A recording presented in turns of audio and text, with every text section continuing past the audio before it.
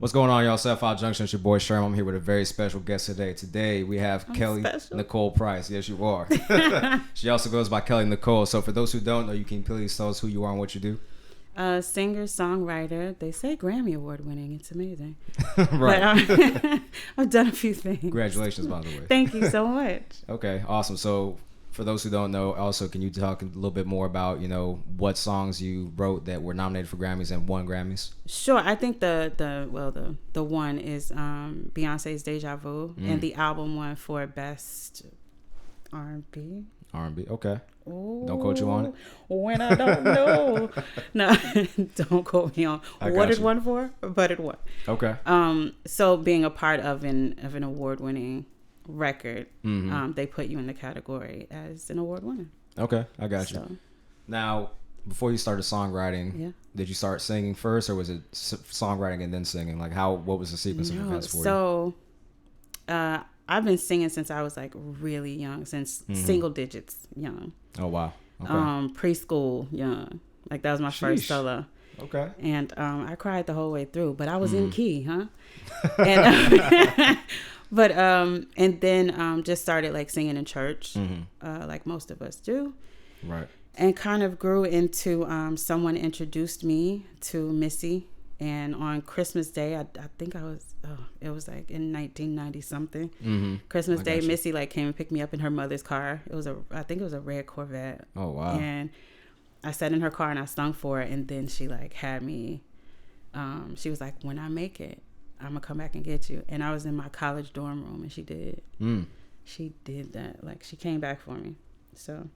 Wow, that's powerful. I mean, being at such a young age and meeting Missy Elliott and then seeing what she became. You saw her before she blew up, and then she blew up, and it's like, wow, I actually got the chance to meet her, and she held true on her word that she would take me along with her. So which I heard was rare, but for people to actually do what they say. Facts.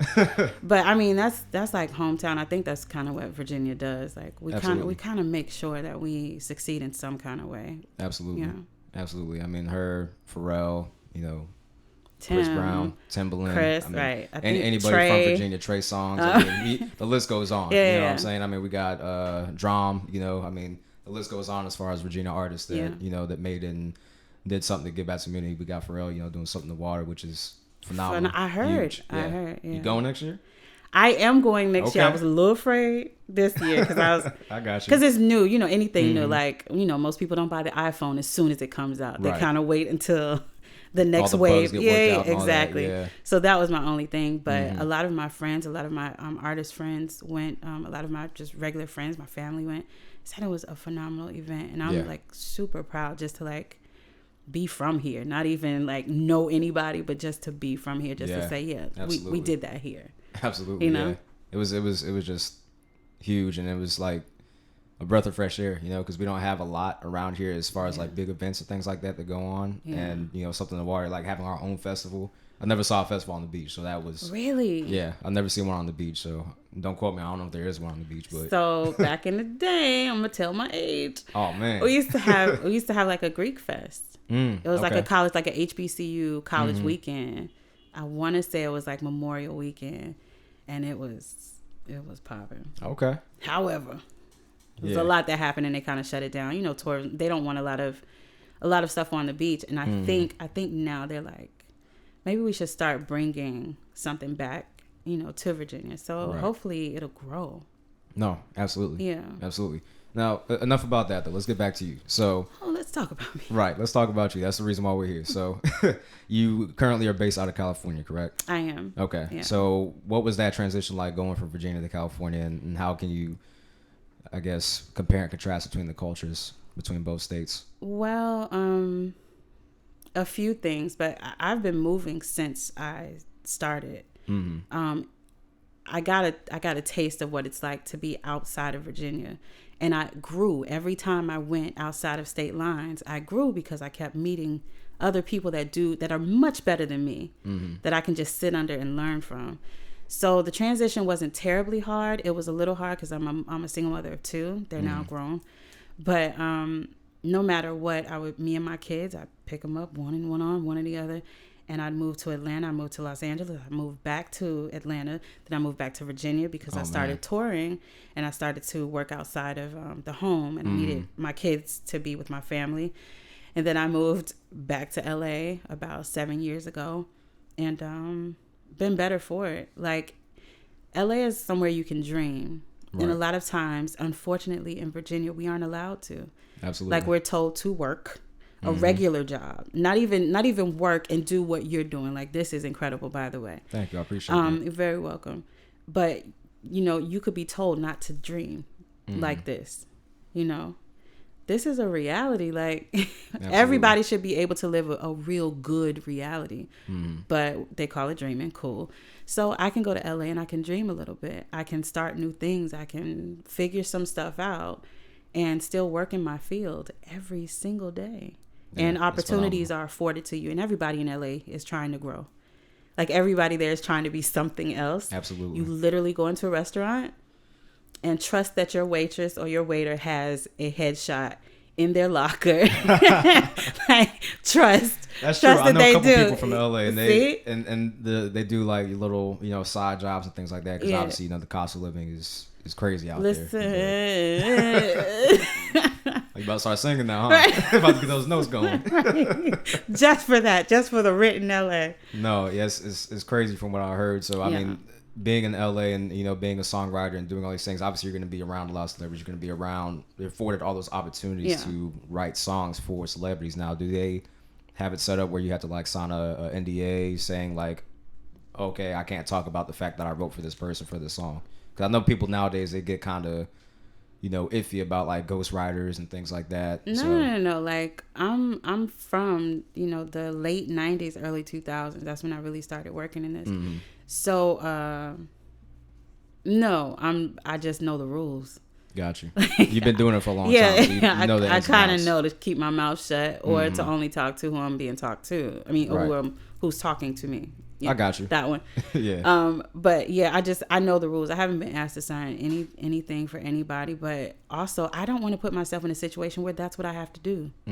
So if that's the artist that I'm working with, I probably don't want to work with them in that capacity. I'll probably work with them in another way, but I just keep myself kind of out of other people's business. I understand. Yeah, that's a black motto. Mind the business. Yeah, exactly. Mind your business. Okay, I understand you on that. So when we're talking, you know, artists, who are some of your favorite artists that you've worked with and collaborated with?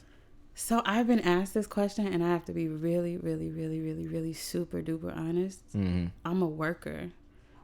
I don't have any favorites. My favorite is me. Like I like to work.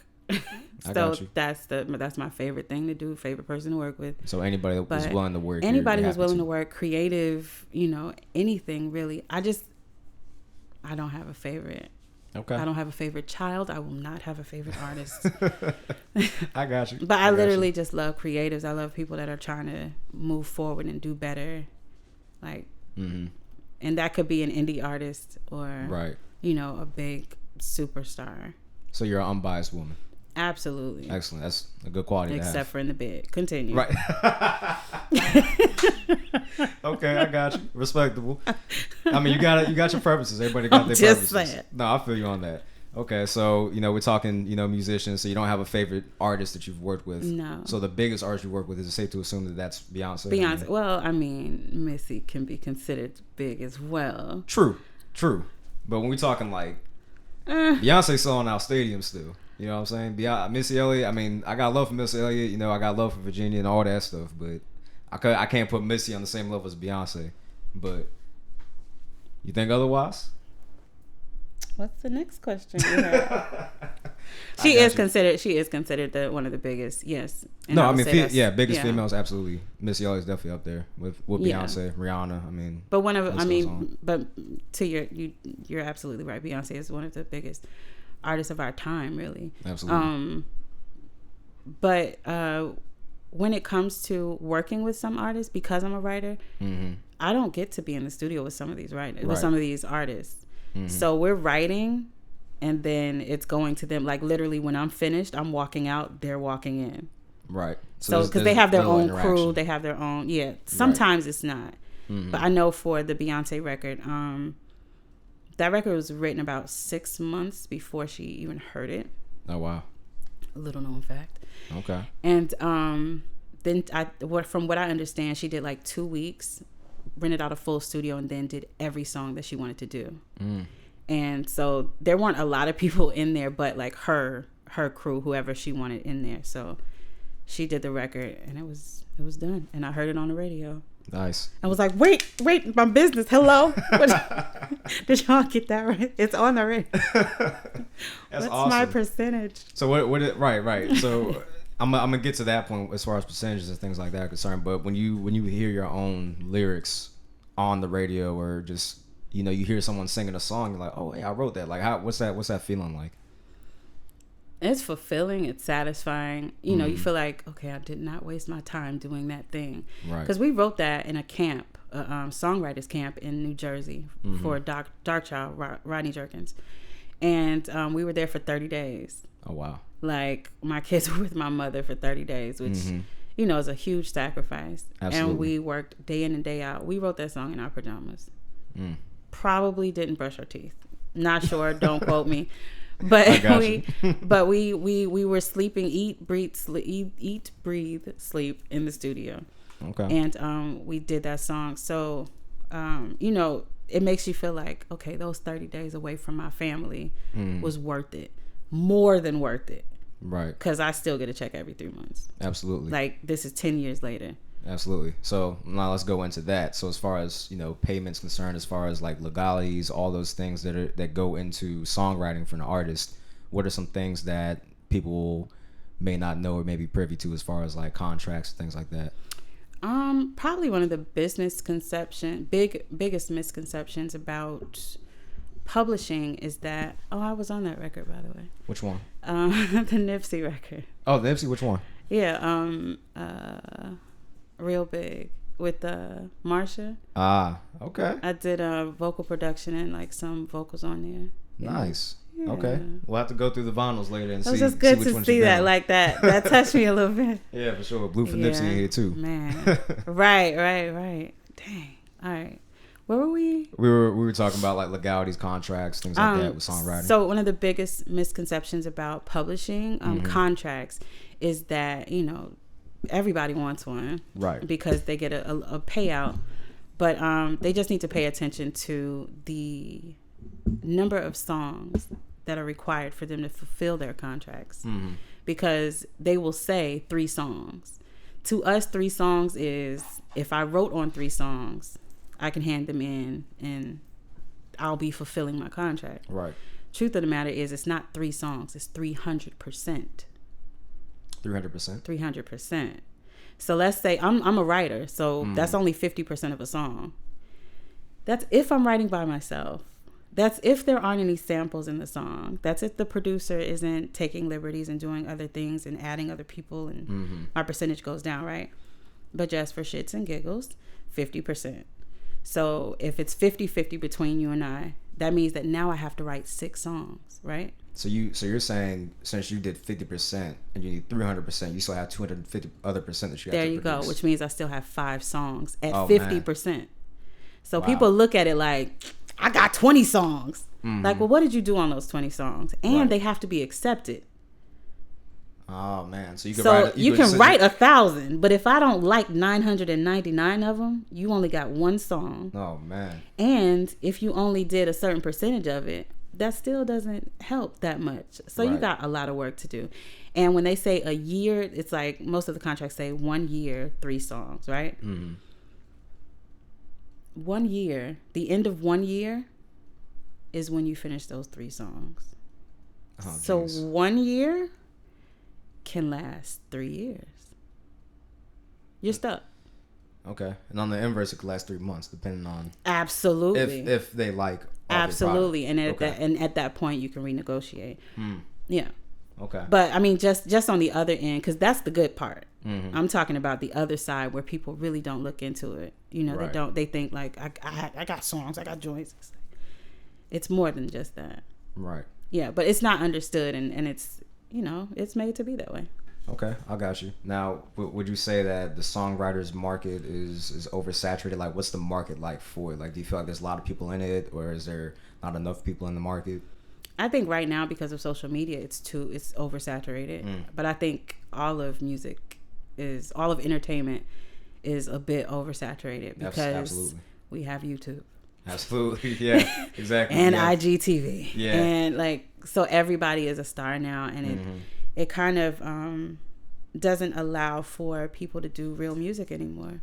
I can see that for sure. Yeah. Yeah, because I mean, you think about, like, if you look on social media, you know, everybody's a rapper, everybody's a singer, everybody's got a podcast, you know, everybody is a clothing designer, you know. I mean, there's so many things that people want to be, and you forgot makeup. I mean, jewelry. The list goes on. The list goes on. I mean, which is beautiful for entrepreneur. Absolutely. How do you say that? Entrepreneurship. That one. Yep. I'm country and I got gum in my mouth. Don't worry about it. But it's good for that. But it's like, there are people like, we worked really hard for this, and then, you know, someone gets to come in and just like write the dumbest song, right, and get all these views, and then get a deal from it. It's a slap in the face. It's perplexing. It's confusing. Absolutely. And like you said, it's like a slap in the face because it's not good. It's just bigger. And we were taught to do something good, like that affects the world. But I guess something dumb does too. So yeah, that's true. That's the yin and yang of life, right? Right, exactly. And you know, and this is not what I was saying earlier. Is not a knock on anybody that's trying to do their own thing or be absolutely their own. Not. I always encourage people, you know, do what you want to do. If you want to be a rapper, if you want to be a singer, whatever it is you want to do, you know, pursue it. You know, especially while you're young. That way, you don't have to wait till later and wonder what if. You know, so I mean, I always tell people, pursue your dreams, but just understand it's going to be a challenge. Yeah, you're gonna on both sides. Absolutely. Yeah, because I mean, after working so hard and then pursuing dreams and then seeing people come in and get into the same industry a different way, now we have to adjust. It's discouraging. Not even just like, it's discouraging for a minute, and then it's like, hold up, this is what I do, so let me figure out how to be a part of this thing. Right. So I actually started to work with foreign artists. Okay. That's how I pay my bills right now. Like, because foreign artists want to sound so American.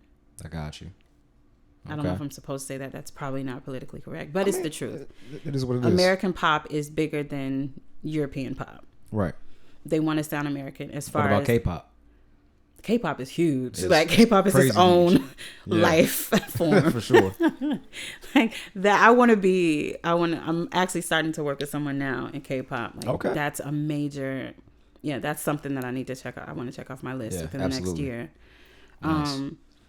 But yeah, it's like we just have to adjust, and we have to figure out how to get in there a different way. Like, still working in our fields. Like, how can I take what I've always done and still work in this industry? Let me work with different types of artists. Let me, like, kind of not go for this certain type of artist or go to the people that I normally go to. Let me go overseas. There's a lot of money over there. Yeah, there's a lot of money throughout the world, and people always marginalize themselves to one geographic location when there's a whole world out here. Yeah, so what genres have you touched on? Aside from, you know, R&B and hip-hop, I'm assuming. Well, right now, like, jazz, pop, well, R&B, of course. Hip-hop, clearly, with the hooks and stuff. Right. And, what other genres are there? Oh, I've done children's albums. Oh, wow, okay. Like we talking, like, Kids Bop? Like Google me. Okay. Go to iTunes or anything. Like, you'll see it's a few, like, you know, children's lullaby type songs or whatever. Okay, cool. That's dope.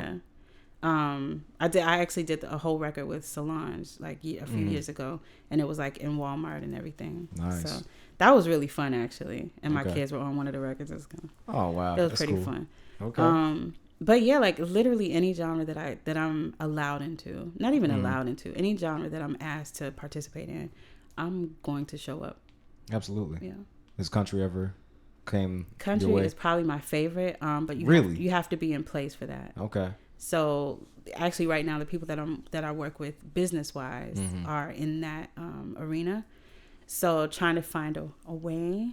But they're really family oriented, very community oriented. They don't allow a lot of people in. It's like they work from 9 to 5, like a regular job. Let's go in the studio, work, and be home for dinner. And I love that about that community, and they support their own. Yeah, unlike impressive. A lot of the other community, the other genres. So I really would love to just be in the room, truthfully. Okay. And get some publishing while I'm in the room.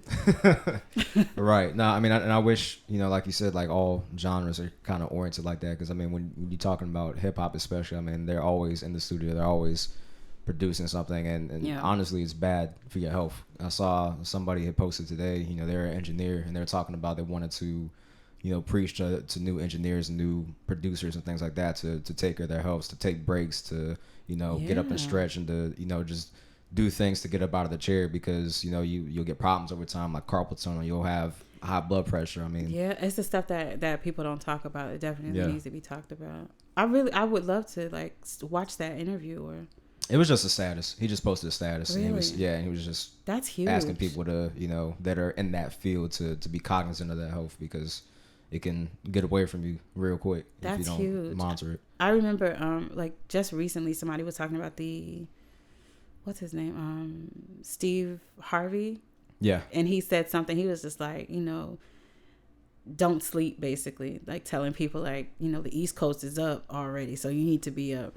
Mm-hmm. And I'm like, I'm going to get my sleep, bro. Right. Like, because if I don't, if I don't, then I'm no good to anybody the next day. Right. And then I'm crashing at some point during the day. But yeah, that's such a good status. Yeah, no, absolutely. Like I'm a huge proponent of that. Like, please get some sleep, because like, it'll ruin your life. If you don't get enough sleep, I mean, you estrange your relationships with whether it be intimate or family or whatever the relationship is. It'll strain that because you're grumpy. You got all these things going on. It'll lead to health problems later on. I mean, sleep is very important. People don't value it enough. You know what I'm saying? Going outside is important. Yeah. Getting vitamin D, people don't realize. Listen, recently I was just I was in the house for maybe 2 weeks straight, and I was depressed.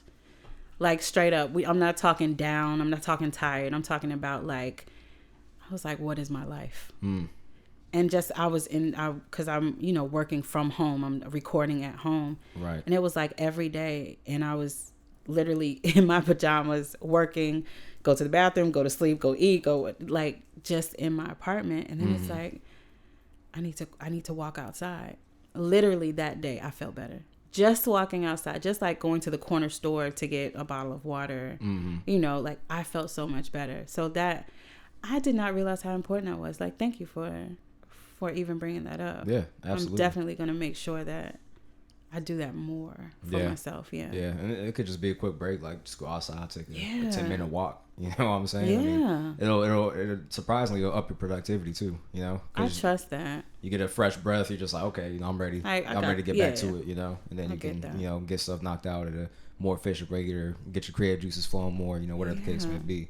So let's switch gears real quick. So you're in Virginia now. Yeah. You grew up in Virginia. You went to LA. Born and raised. Now you're back in Virginia. So let's talk a little bit about why you're back in Virginia and just shed some light on that. Sure. So recently this year, I've been through a lot, and had a few surgeries this year, and I've been getting back to myself. I've had a breakup.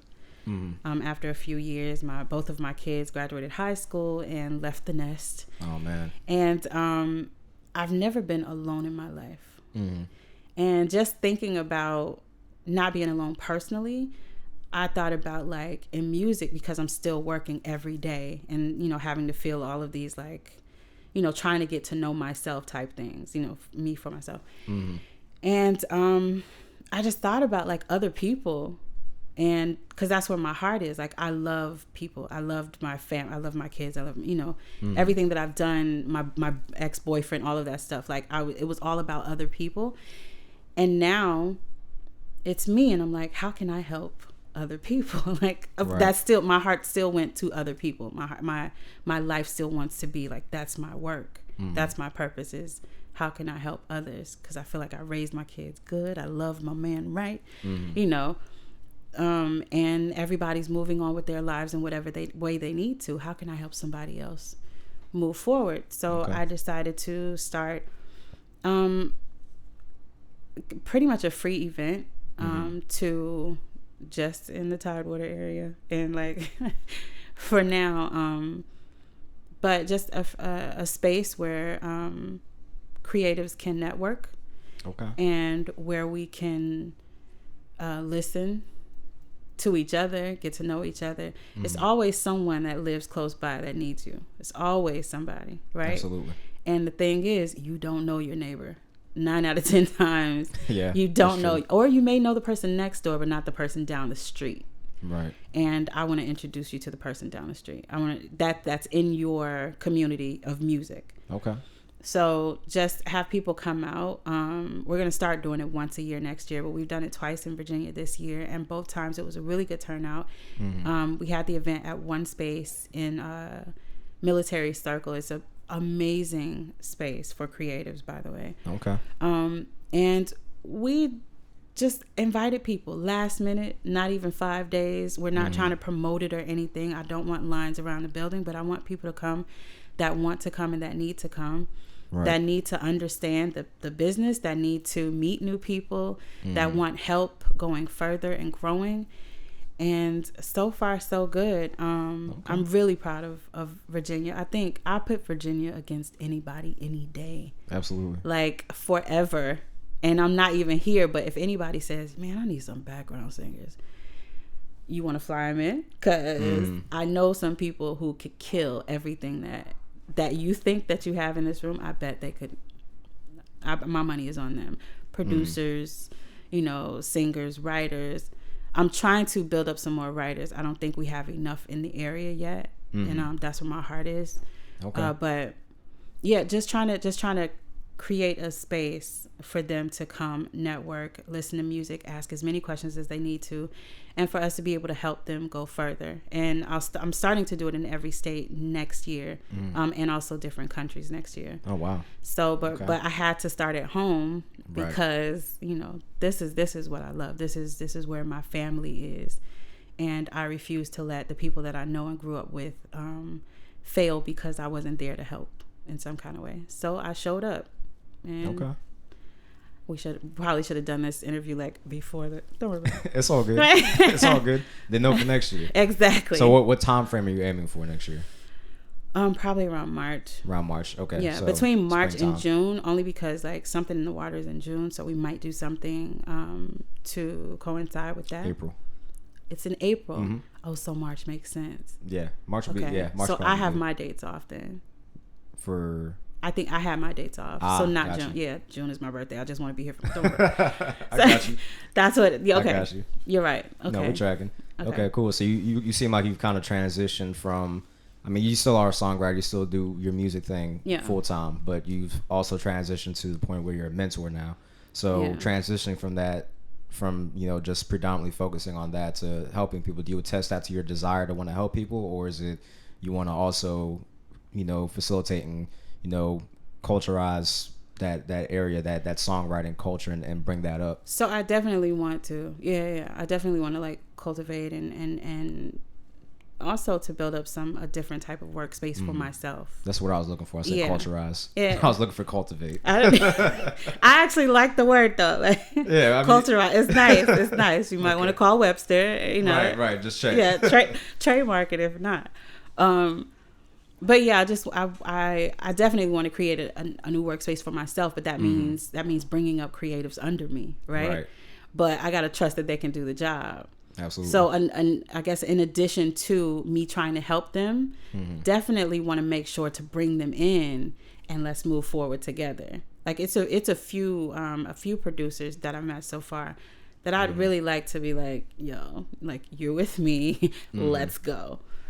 So when we do the overseas, when we do a few of the other events, I definitely want those guys to be with me, to share, if nothing else, because truth is they'll get work from just being in the room.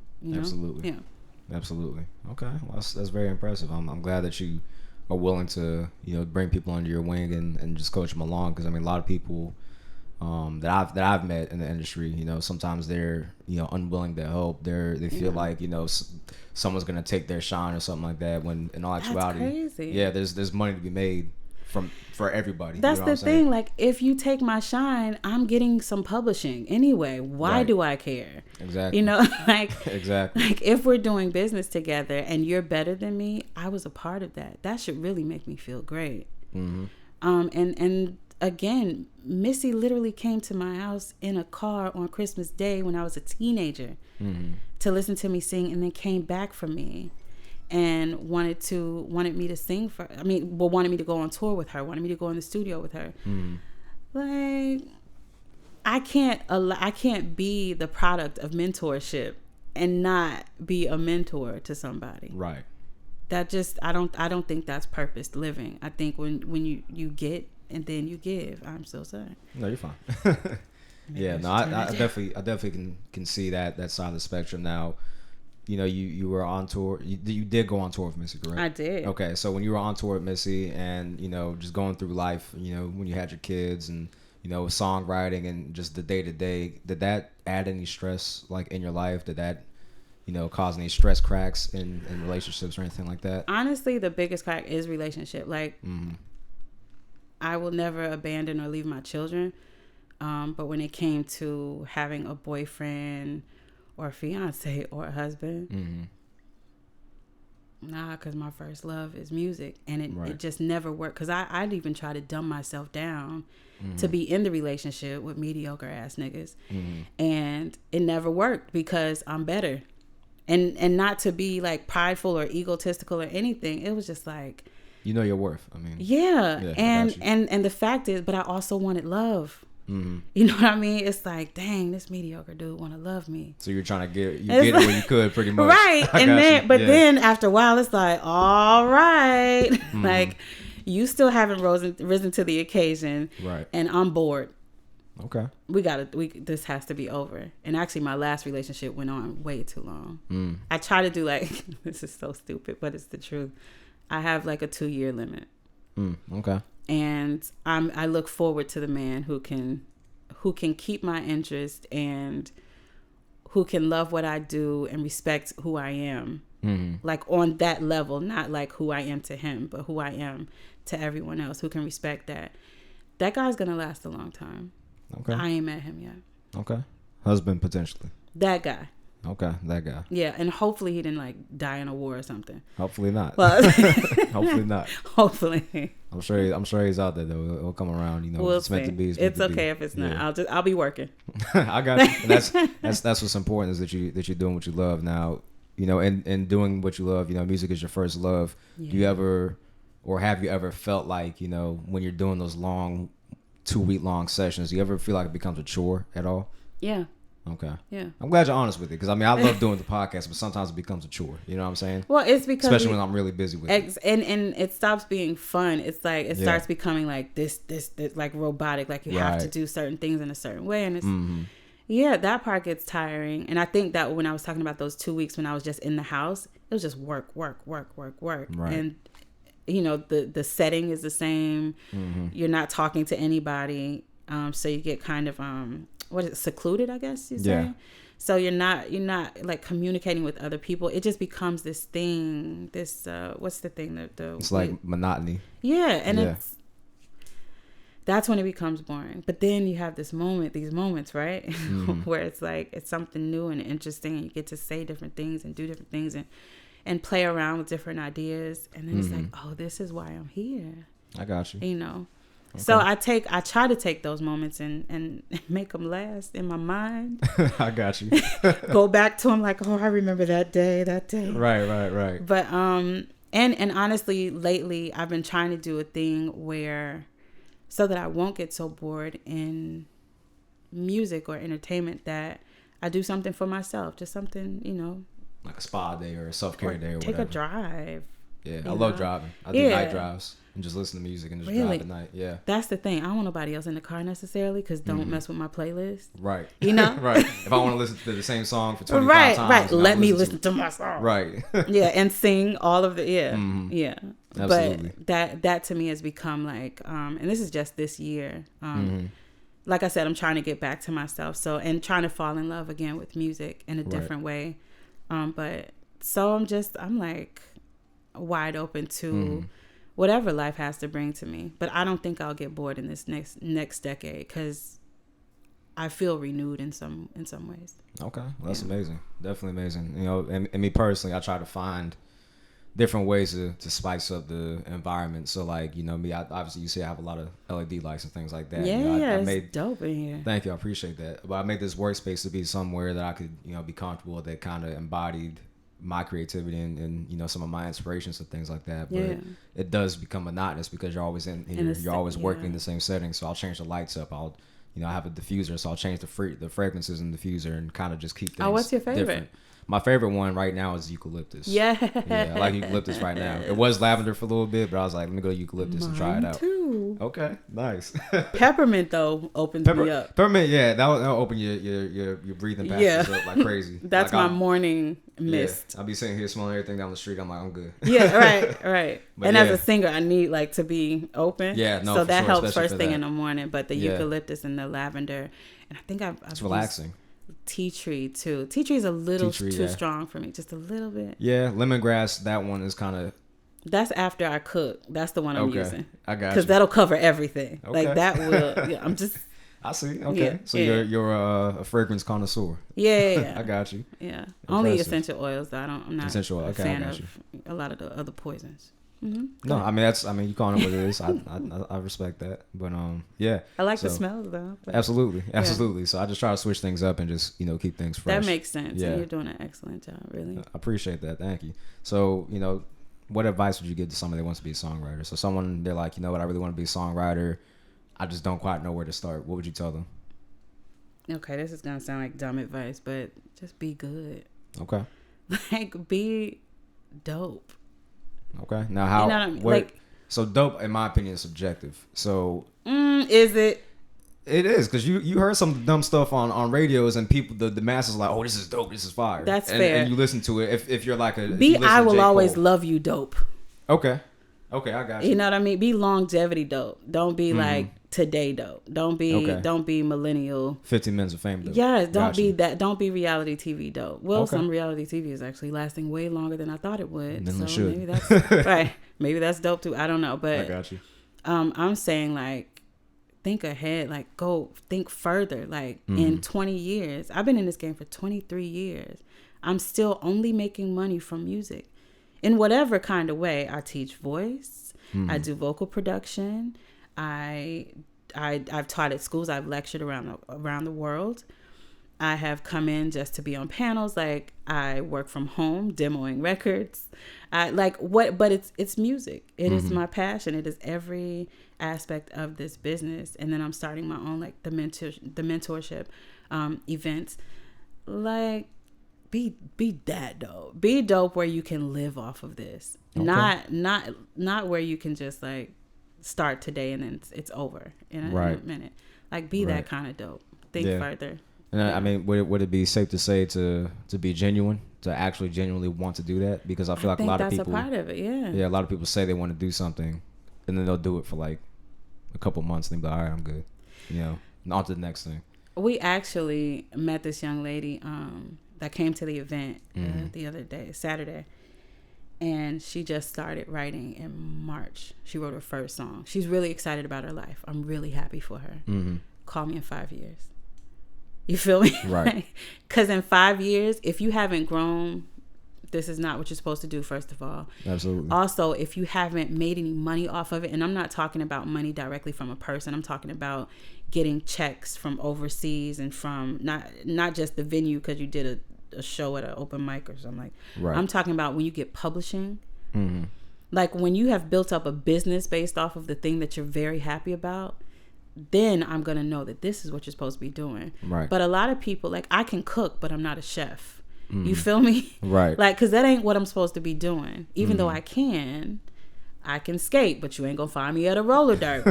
Right. Like it's not, that's not your purpose. But if in that thing that you like to do, if you find your purpose, that's a beautiful thing. I really look forward to seeing how she does in a few years. And if she's as excited then as she is now, how far she's grown and all of that stuff. But that to me is like the true genuineness of and purpose of what you're supposed to be doing. Absolutely. Like not just loving it, but actually knowing that, yeah, this is what I'm supposed to be doing. So I'm gonna push through this hard time. I'm gonna push through this tough moment. I'm gonna get through this idea. I'm gonna meet my deadlines. I'm gonna have deadlines. You actually have to, Right. But you gotta set a plan up for yourself. Right. So I look forward to that. I look forward to seeing her do that. Pause. Is that Iron Man's? It is. Don't do that to me. I'm such a Marvel fan. Me too. Me and my kids. I was upset when Iron Man got killed off in Endgame. Every time I watch the movie, I cry. Hand to God. Hand to God. It was asked sad. My children, like, boo-hoo, cried. I Love You 3000, like that. I was like, come on, man. Don't do it. Yeah, I know. Oh, I don't even know if I'm going to be okay with this next wave. I'm excited. I like SpiderMan, but I really like Tom Holland as SpiderMan. He's, in my opinion, the best SpiderMan because he embodies what SpiderMan was, like, as far as the comics, high school kid, goofy, like, Andrew Garfield, no shade to him, but he was just, it wasn't right for me. Yeah. Tobey Maguire was good too.